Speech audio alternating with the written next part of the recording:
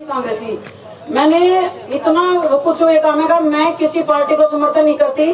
और मैंने उनको बोला था कि दोनों बार मैंने बीजेपी को वोट दिया है, पहले भी और अब भी। और सबसे बड़ी जिंदगी की भूल रही है मेरी, बच्चों को रोजगार नहीं है किसी को भी। और ऊपर से किसानों के ऊपर इन्होंने जो लेके आए हैं ये इतनी दमनकारी नीति कि तुम जब हमें जरूरत नहीं है, हम मेहनत कश बंदे हम करके खास के हैं, हमें जरूरत नहीं है किसी कानून की। तुम किस लिए ये कह रहे हो कि मंडियां पहले भी कहीं भी जाके बेच सकता था बंदा, कोई पाबंदी थी नहीं। किस लिए तुम पहले कह रहे कॉन्ट्रैक्ट फार्मिंग क्यों करेंगे हम? अपने केस में मजदूर क्यों बनेगा कोई? जब वो मालिक है उसका, दूसरा बंदा आके उसको ऑर्डर देगा तब वो काम करेगा। नहीं होने देंगे ऐसे हालात, चाहे कुछ भी हो, कुछ भी हो। और मेरी आपसे विनती है कि ऐसे ही डटे रहें। और अब मेरे को कोई वो नहीं है कि मेरी जॉब है, कुछ भी है, मेरे को कोई परवाह नहीं है। खाने जो दानीगर हैं चल जाएगा पूरा, कोई दिक्कत नहीं है। लेकिन सबसे बड़ी चीज है कि अड़ियल रवैया, हर चीज में अड़ियल रवैया। और सबसे बड़ी बात कि भ्रामक स्थिति, हर चीज में इन्होंने ये कहा।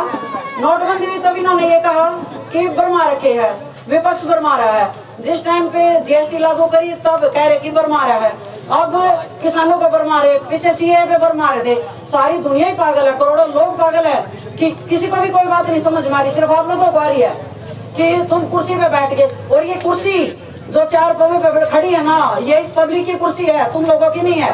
कल कोई और बैठा था, कल कोई और बैठेगा इस पे आके, इसका गुरूर मत करना। 1 मिनट में तार का फेंक देंगे, क्योंकि बिठाने वाले भी हम ही लोग हैं, और उतार का भी हम ही फेंक देंगे। परेशान करोगे तो क्या हद तक है?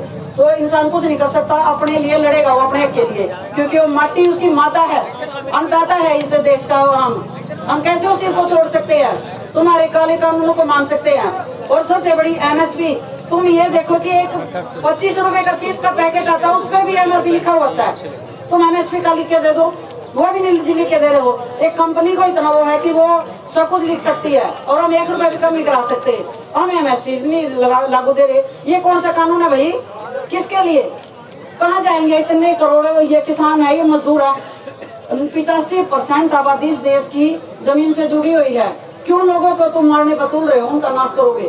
प्राइवेट कंपनियों के हाथों देकर, और प्राइवेट कंपनियों में आकर वही होना है जैसे इन्होंने करा था कि जिस टाइम पे जियो में आके कि हम तो 4 महीने डाटा फ्री, पुराना फ्री, 1 साल फ्री करके फिर भी कमाई कर गए।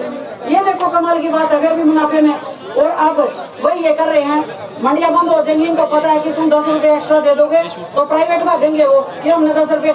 जमींदार आदमी ये सोचेगा भी मैंने 10 रुपए कहीं का फालतू मिला मैं वहीं दूंगा, वो प्राइवेट मंडी में भागेगा।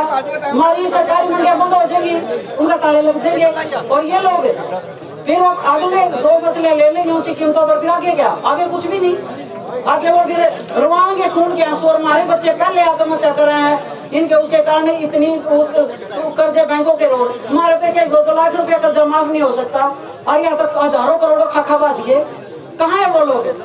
क्यों नहीं इन लोगों से? और जवाब मांगेंगे, इनको जवाब देना पड़ेगा हर हालत में, क्योंकि हिंदुस्तान हमारा भी है। और जो ये कहता है कि हम इस सरकार के खिलाफ होते कि आप देशद्रोही, हम हैं देशद्रोही, और हम नहीं जाएंगे, देश हमारा है, तुम लोग भागोगे।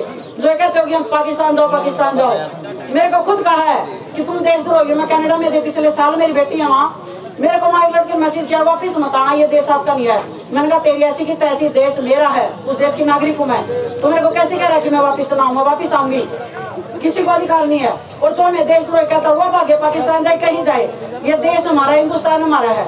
हमारे बुजुर्गों ने इनके लिए कुर्बानियां दी हैं बहुत ज्यादा, आजाद कराने के लिए बहुत खून बहा उन लोगों का। उसमें कोई ये नहीं था कि हिंदू है, मुस्लिम है, सिख, एक होके लड़े थे, इसलिए आजादी। अंग्रेज भी भाग गए थे, लेकिन अब तो लड़ाई अपने घर में है। किससे जीते इंसान? कड़ा तो अपने घर में हो रहा है। अब बाकी को तो हम भगा देंगे, लेकिन अपने घर के कड़ा को कौन मिटाएगा? अपने लिए खुद ही लड़ना पड़ेगा और एक होना पड़ेगा। और ये स्टेटों वाली बात तो खत्म ही कर दो कि वो स्टेट, हम सब एक हैं। और मैं अपने हरियाणा के हर भाई, अपने ताऊ चाचे, अपनी सब से, अपनी बहनों से विनती करूंगी कि ज्यादा से ज्यादा यहाँ पहुंचे। और एक महायज्ञ है, इसमें अपनी आहुति डाले, हर बंदा पहुंचे मेरे हरियाणा से, दिखाए कि हम सब साथ हैं और हमेशा साथ रहेंगे। जो बोले सो निहाल।